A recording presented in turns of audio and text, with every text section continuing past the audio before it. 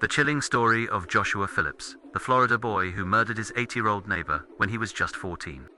On November 3, 1998, Josh Phillips murdered little Maddie Clifton in Jacksonville, Florida, then stashed her body underneath his bed and slept just above her corpse for a week before it was found.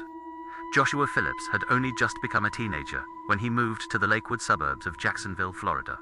For his parents, who were both computer specialists, the quiet community of fewer than 7,000 residents was an idyllic change. Phillips, meanwhile, became a lonely C-average student who spent much of his spare time watching adult videos at home. However, he did befriend his 8-year-old neighbor Maddie Clifton to horrifying results. For Maddie Clifton, on the other hand, Lakewood was the only neighborhood she had ever known. Born on June 17, 1990, her loving parents, Steve and Sheila, had no reason not to let Clifton roam the safe and sun-soaked streets on her own.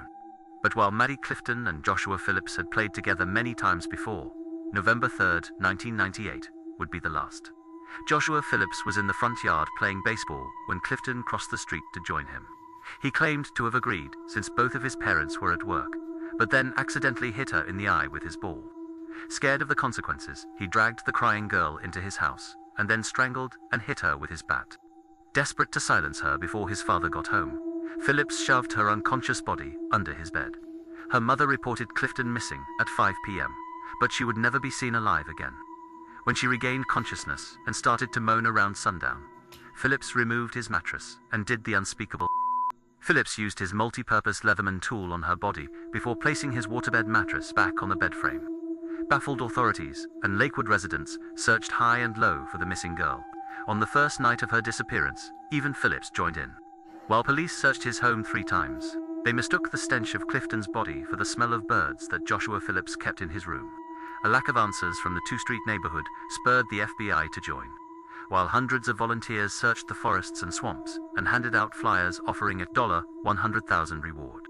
Hopes of Clifton's safe return were dashed in the early morning of Tuesday, November 10th. Dunphy had noticed an unusual wet spot on her son's bedroom floor before noting that part of his bed frame was broken and taped together.